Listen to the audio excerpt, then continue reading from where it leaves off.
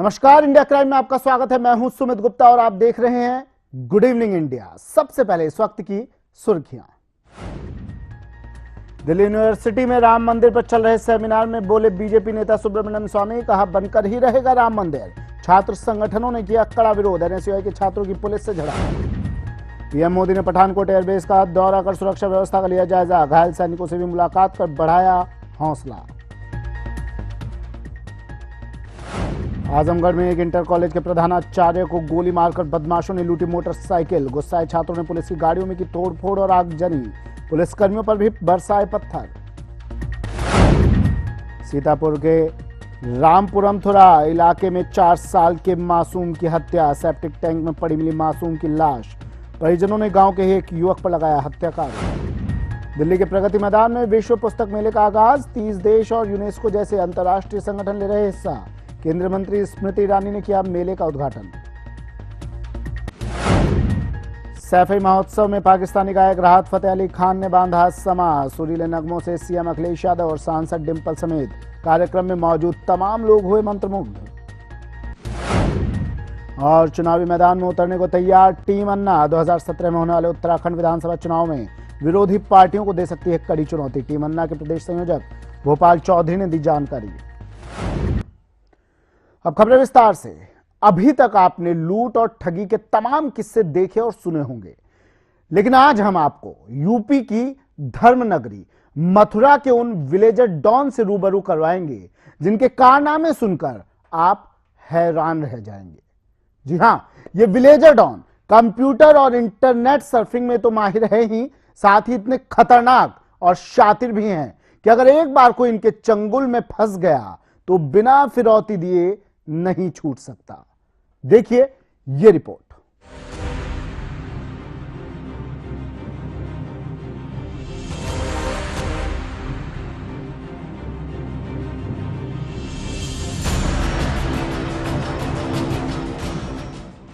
अंदाज है जिनका शातिराना, खौफनाक हैं जिनके इरादे, करते हैं जो लोगों का शिकार, निशाने पर हैं जिनके हर धनवान, वो हैं मथुरा के विलेजर डॉन। जी हां, सही सुना आपने। मथुरा पुलिस ने एक ऐसे ही गिरोह का पर्दाफाश किया है जो भोले भाले लोगों का शिकार करते हैं, उन्हें पहले अपने जाल में फंसाते हैं और फिर खेलते हैं उनके साथ शातिराना खेल। आइए दिखाते हैं आपको पूरा मामला सिलसिलेवार। मथुरा पुलिस की गिरफ्त में खड़े इन लोगों को आप जरा गौर से देखिए। इनके चेहरों से भले ही मासूमियत झलक रही हो, लेकिन इनके कारनामे सुनकर आप दंग रह जाएंगे, क्योंकि ये ही वो विलेजर डॉन हैं जो बड़े ही शातिराना अंदाज में लोगों को लूटने का गोरख धंधा करते हैं। पुलिस के मुताबिक हाशिया गांव के रहने वाले ये मामूली से ग्रामीण हैं जिन्होंने कई कारोबारियों को अपना शिकार बनाया है। फेसबुक पर चैटिंग के जरिए पहले ये लोग कारोबारियों को अपने जाल में फंसाते हैं और फिर मथुरा बुलाकर उसका अपहरण कर लेते हैं। फेसबुक पर अब इस पर व्यापारियों को स्क्रैप के फोटो भेज करके उनसे बातचीत करके उनको फंसाता था और स्क्रैप लेने के लिए के बहाने उनको यहाँ बुलाता था या स्टेशन पर उतरने के बाद उनको लोग अपने यहाँ गाँव में ले जाते।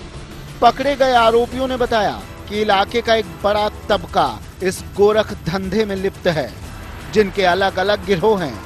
हर गिरोह में एक सदस्य कंप्यूटर और इंटरनेट में माहिर है, जो फेसबुक पर ऐसे लोगों को सर्च करता है जो धनी हो और कारोबारी हो। फ्रेंड बनने के बाद वो शख्स चैटिंग के जरिए कारोबारी को सस्ते दामों पर स्क्रैप देने का झांसा देता है। इतना ही नहीं, ये लोग स्क्रैप आदि की फोटो भी मुहैया करवा देते हैं। सस्ते दाम के लालच में आकर कारोबारी जैसे ही मथुरा आता है, ये लोग बाकायदा कार से लेने के लिए मथुरा स्टेशन और बस स्टैंड पर जाते हैं, और जैसे ही कारोबारी इनके चंगुल में फंस जाता है, वैसे ही इनका असली चेहरा उनके सामने आ जाता है। करते थे? फेसबुक पे चीटिंग करते थे, तो उन लोगों से उनका बिजनेस पूछते थे, वो बोलते थे मेरा ये बिजनेस है, तो हम भी बोल देते थे हमारा ये बिजनेस है। और भी लोग गांव में वो भी इसी काम को करते हैं, वो भी बोल देते हमारा ये बिजनेस है। अंसार है हाजी कमल का वो भी इसी। कितने का गिरोह रहता था? कर चुके हो सर ये तो मैं नहीं कह सकता, लेकिन काफ़ी टीम है, सब अलग अलग करते। कितने लोगों का गैंग है तुम्हारा? करीब 20-25 लोग। अब तक कितने? सब अलग अलग करते हैं। पुलिस के मुताबिक कारोबारी को कवर करके ये लोग हाशिया के जंगल में ले जाते हैं और उन्हें तब तक बंधक बनाए रखते हैं जब तक ये अपने नापाक मंसूबों में कामयाब नहीं हो पाते। ऐसी ही एक सूचना के आधार पर मथुरा की बरसाना पुलिस ने हाशिया के जंगल में छापेमारी की, तो करीब 1 घंटे की मुठभेड़ के बाद ये पूरा गिरोह हत्थे चढ़ गया। पुलिस ने इनके कब्जे से भोपाल के रहने वाले जनरेटर कारोबारी अशोक रॉय और राहुल को बंधक मुक्त करवाया, जिन्हें इन लोगों ने जनरेटर का स्क्रैप दिलाने के बहाने बुलाया था। पुलिस ने इनके पास से हथियारों के अलावा एक कार बरामद करने का दावा किया है। जा करके उनसे दबाव डाल करके धमका करके अपने बैंक खाते में पैसा डलवाते थे, उसके बाद फिर उनको छोड़ते थे। पुलिस ने मौके से इन 6 लोगों को गिरफ्तार किया है, जिनमें हरी शर्ट में नजर आ रहे इस शख्स का नाम ताहिर है, जो इस गिरोह का कंप्यूटर और इंटरनेट एक्सपर्ट है। बीएससी कर चुका ताहिर पिछले करीब 1 साल से इस धंधे में है, जो अब तक न जाने कितने लोगों को ऐसे ही अपने जाल में फंसाकर लूट चुका है। ताहिर के अलावा इस गिरोह में सल्लन, हसन, हारिस, सहरून और लियाकत भी शामिल हैं, जबकि गिरोह का सरगना कमल खान मौके से फरार हो गया। पकड़ा गया है, ये बताया गया कि ये बीएससी किया है और ये अच्छा कंप्यूटर ऑपरेटर है और ये फेसबुक पर भी ठीक तरह से काम करना जानता है। इस यही जो है उन व्यापारियों को लक्ष्य करके उनके नंबर बता करके, खासतौर से जो कॉपर और लोहे के व्यापारी हैं उनको सूचना दे करके कि हमारे पड़ा हुआ सस्ते दरों पर की लालच देते, काफ़ी सस्ते रेट में है, उस सस्ते दर में खरीदने के लालच में ये लोग वहाँ से आते थे और उनको ये पकड़ करके मारपीट करके धमका करके अपने खाते में पैसा जमा कराते थे, उनका अपहरण कर लेते हैं और उसके बाद फिर छोड़ते थे। पकड़े गए आरोपी ताहिर की माने तो जो कारोबारी बिना पैसे लिए आता था या जिसकी हैसियत फिरौती देने की नहीं होती थी, उसे ये लोग छोड़ दिया करते थे, साथ ही उसे किराया भाड़ा भी दे देते थे।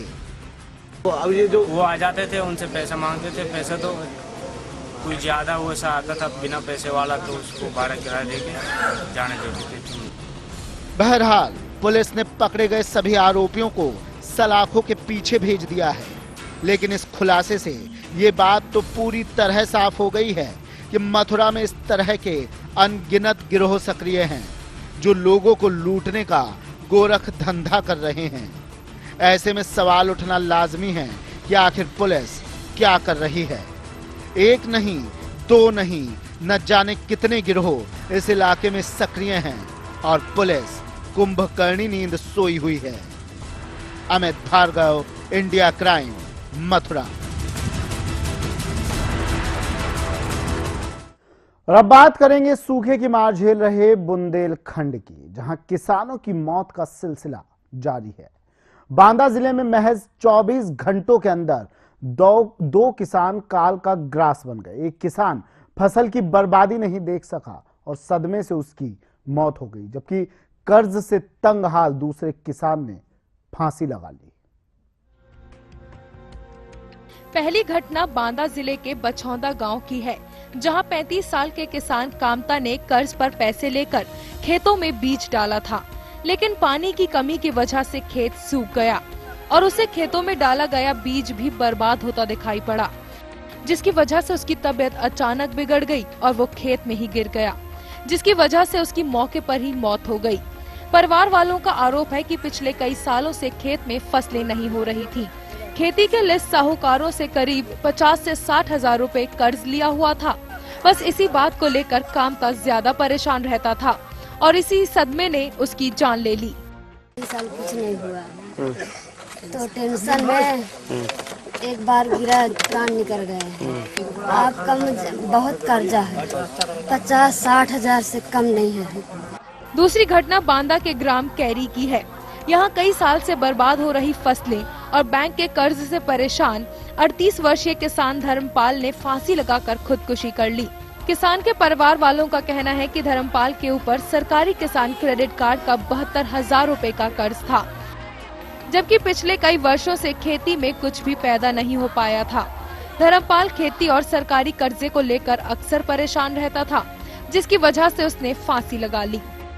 खेत में पानी लगा रहे थे और ट्यूबवेल जवाब दे दिया, पानी नहीं निकल रहा था। ये घर आया, बताया कि अब तो परेशान हो गए, अब तो कोई रास्ता नहीं है। जो खेत खाने के लिए थोड़ा गेहूं बोया था वो भी नहीं हो पा रहा है और बैंक के कर्ज भी थे, क्रेडिट लोन था, अन्य कर्ज थे, बीमारी का भी दौर चल रहा था। कितना कर्जा था, क्या नाम था इनका? कर्ज इसके पास 1.5-2 लाख रुपए कर्ज था। बैंक के कितना? बैंक का लगभग 1 के अंदर ही था, शायद 75-73 ऐसे हजार रुपए था। वहीं तहसीलदार बांदा ने इन मामलों में जांच की बात कही है। साथ ही ये भी माना है कि इलाके में सिंचाई के प्रबंध कम हैं, बुआई में भी प्रॉब्लम है, लेकिन उन्होंने सदमे से हुई मौत को बीमारी से मौत होना बताया है, जबकि आत्महत्या के संबंध में जांच कराने की बात कही है। हम लोग आके यहाँ पे देखा भी है, कामता जो है एक अभी यहाँ पे किसान है, उनकी डेथ हुई है। अभी मृत्यु का कारण स्पष्ट नहीं है, उसका सही कारण पता लगाने के लिए पुलिस वाले आए हैं, पंचायतनामा किया जा रहा है। पोस्टमार्टम के बाद ही सही कारण पता चल पाएगा। सिंचाई का प्रबंध कम होने के चलते बुआई में प्रॉब्लम तो है, ये वेरीफाइड नहीं है। अभी हम उसको माए हैं, उसका भी पता लगाएंगे कि ऐसी कोई बात थी उसके साथ की नहीं। बुंदेलखंड की हालत से शायद ही कोई अनजान हो।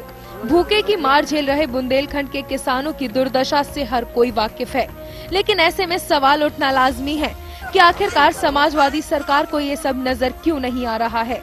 जिस प्रदेश का किसान भूखे से मर रहा हो, क्या ऐसे में सैफई जैसे प्रोग्राम में करोड़ों रुपए खर्च करना जरूरी है? Bureau report, India crime. चलिए, गुड इवनिंग इंडिया में यहाँ वक्त है एक ब्रेक का। जल्द हाजिर होंगे कुछ और खबरों के साथ।